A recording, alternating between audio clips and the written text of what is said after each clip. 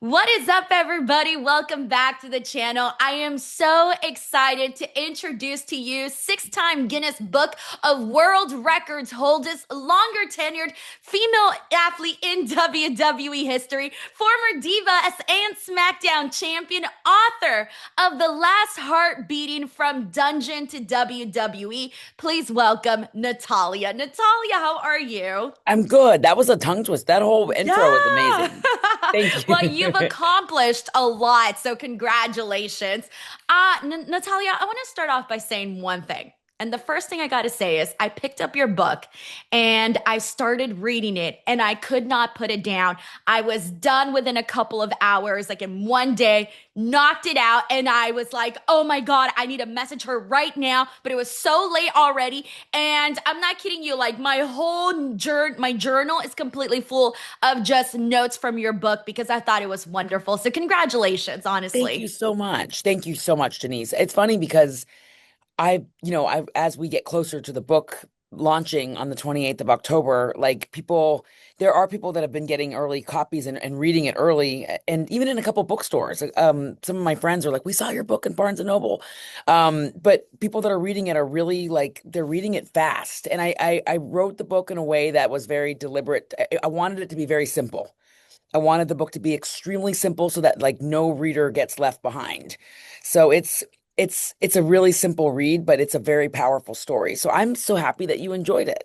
It really is. And throughout the entire book, I kept thinking about how you hit on so many different themes from, talking about your whole entire life with TJ. I want to start there because I got to tell you, when I was reading the part where he walked you into the ring and teaching you your first move, I'm like, oh my God, this is like a movie. I felt like I could see it visually in my head. And I thought that the most beautiful thing was that throughout the ups and downs of your career and your personal life, TJ was always there and always that rock solid person. And I really thought that was so beautiful. So I kind of wanted to start there, just getting to write all of that out.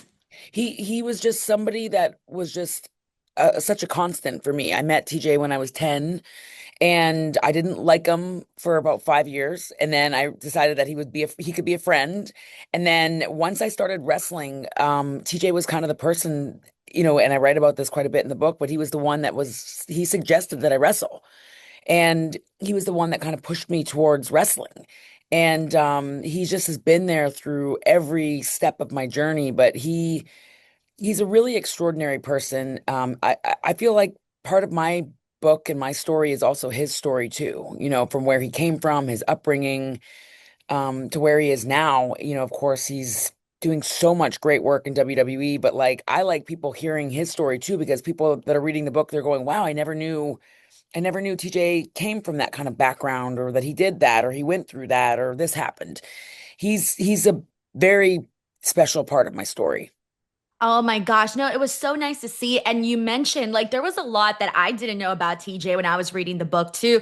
And when you spoke about his injury and just everything that went down during that time, and I really felt you did such a great job at capturing the emotion that you felt, but also the love and the protectiveness that went into all of it and his side of things as well. So I just wanted to commend you on that because I thought it was very beautifully well done. It's considering what a difficult part of your both of your lives that was. Yeah, I mean, and then that's the thing is that, with death or with injury or with trauma, um, and we cover a lot of that in my book because there's highs and lows, of course, in my family and in my career, TJ's career. There's no playbook on how to handle any of it. And so when somebody gets hurt or somebody, in our family, we've had, of course, several tragedies, with my dad passing away, my grandfather, my uncles, just highs and lows, really. And it's not just my family, it's people in general like go through stuff, go through trauma. I've yet to meet anyone that hasn't gone through something. But there's just no playbook on how to handle it. So when TJ was going through his injury, it was just kind of like we were there for each other and we took it one day at a time. But the cool thing, and I'm so happy I was able to bring it full circle. The really great thing about sharing that story with TJ's injury is showing the world that when we came out on the other side of something that was traumatic, something even better was for us around the corner and for him. So that was an important thing. I like that's a big part of my book is that you can go through hard times, but you have to like for us, I always and I think for TJ too, we always got stronger after them. Like life is not just linear. You can't just nothing like people that are really incredible, the strong people in my life, they're strong because they went through something and they grew from it.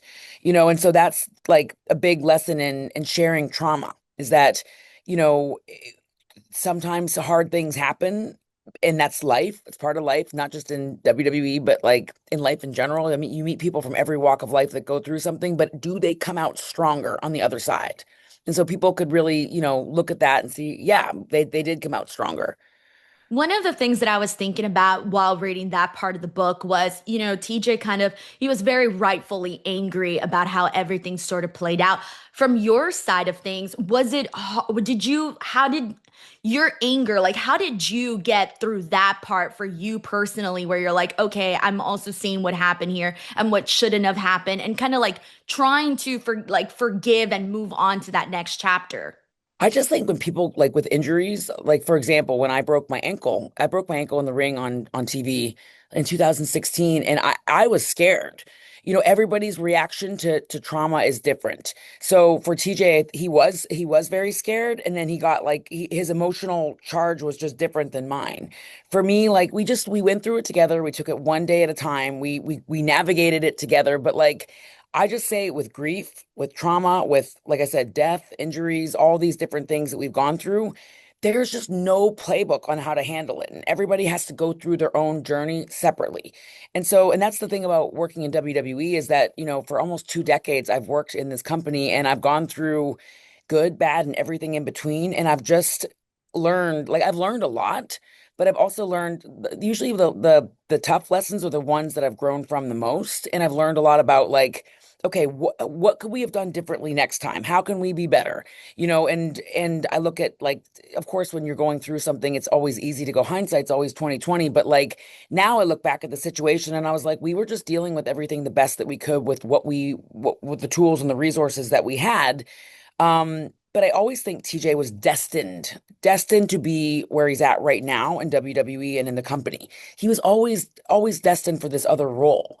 So in some ways, maybe the injury propelled him into this different role that maybe he got there sooner, and so we were able to kind of, I don't know, just I look at his situation and I think that it was just destiny.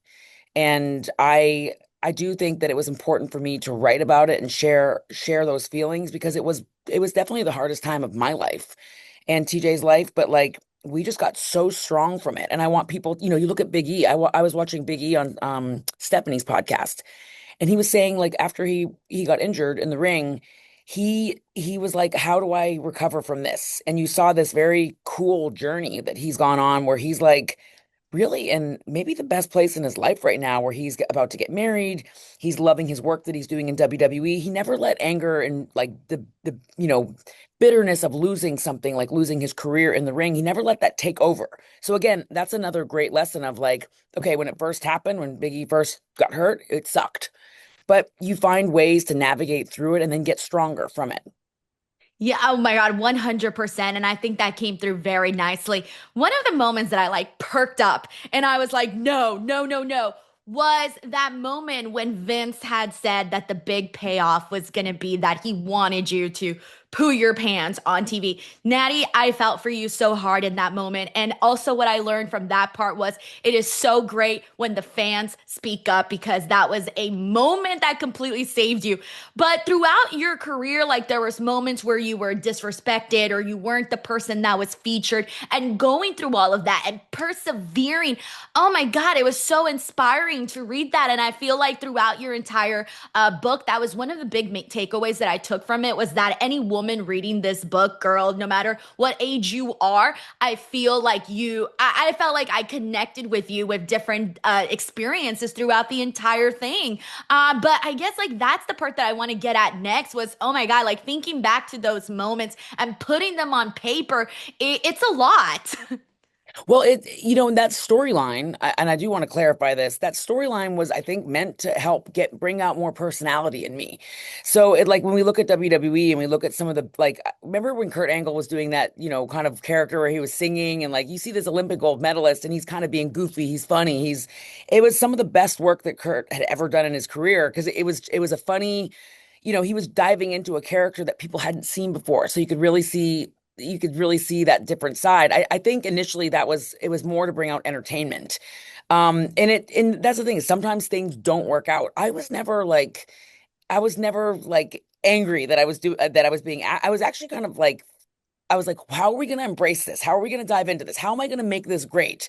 Of course, the audience, they felt like maybe they felt a different way about it, but like for me, I just wanted to grow. I wanted to be in a storyline where I could grow. I could show, yeah, I could be entertaining. I wasn't just going to be a serious wrestler. So I think that was the initial intent. I honestly don't think it was ever meant to like be like, let's bury Natty, that sort of thing. It was never meant to be like that. It was more so, what can we do to make this character fun, exciting, memorable, and then like we can make it there's a big comeback story in it.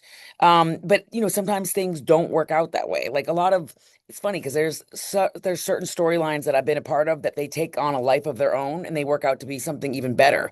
The good thing about that storyline was that I was able to show the company, hey, I can be a team player, I can do whatever it is that's asked of me, but here's an idea that I had. And so after that storyline didn't end up working out, it didn't come to fruition, I was able to present another idea to Vince and he loved it and he ran with it. So it was a vessel for me to pitch and suggest other ideas that I would be able to do. And I did. And actually, I will say in fairness to the situation, every idea that I brought to the chairman, he listened and we did it. And he might not have always liked the ideas, but like he always listened. And so that's so important for me. Like even now in WWE, I love that we're allowed as talent to be collaborative.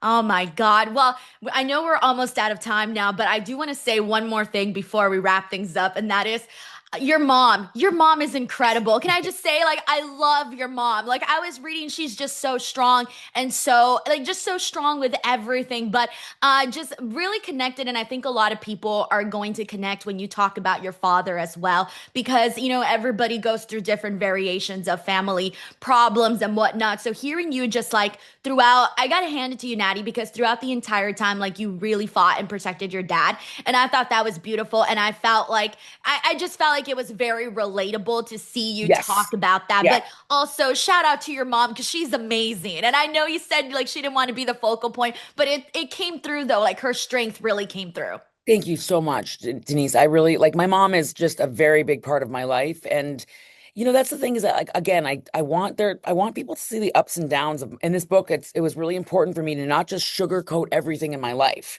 not just sugarcoat my dad, not just sugarcoat my career, not just sugarcoat my relationship with TJ or like life is not perfect for anyone across the board. And so it's so important to be able to be open and honest and vulnerable and to be able to like I went to the Smashing Machine when The Rock had, the night that it premiered. And what I loved about that movie was that he was just so vulnerable. He went to a place that nobody had ever seen before. And I think it was like the best work of The Rock's career. But like that's when I think about my book, I was like, that's what I wanted for my book. I wanted to get really raw, very real, and very vulnerable. But I will say, and I've got the book next to me, a shameless little PSA. No, but what I will say about this book, what I'm so proud of is that any person that was brought up or mentioned in this book, I feel proud that I could give it to them and not like feel like they won't like it or they won't agree or they won't like because I was able to be honest and real, but I was also able to like nobody is looked down upon in my book, but also people are not perfect. I show my imperfections, my husband's imperfections, my mom, my dad, my sisters, my family, my uncles, my grandfather, and just my journey. And it's I think that's what people are really resonating with is that it's not life isn't perfect and no one's going to be perfect, but like there's so much great stuff I've learned in the book along the way with the hardships. Those hardships were all worth it. Oh my God. Well, Natty, I know we're out of time now, but congratulations on the new book. I loved reading it. I think everybody here will too. Please tell the people where they can buy your book and also, some of your, because you're doing a book tour, like you're going around, you're making the rounds. It's huge. Yeah, you can go anywhere books are sold. I mean, Amazon, Barnes and Nobles. I've been signing tons of books. Barnes and Nobles has signed copies in store. I've got a web page that they can go to that has all the listings of my tour. I'm doing a big book tour across across the US, and then two dates in Canada, in Toronto and Calgary. But you can go to lastheartbeatingbook.com, and then all that information of where to buy the book and then the dates of the tour are on there. So I can't wait for everyone to dive in. Oh my God, incredible. Okay, I'm going to post all of the links to that in the description box below. Natty, thank you so much. Guys, do not miss out. Read the book, it's incredible. And we'll catch you guys on the next one. Bye, everyone. Take care. Bye, Denise. Thank Thank you. you.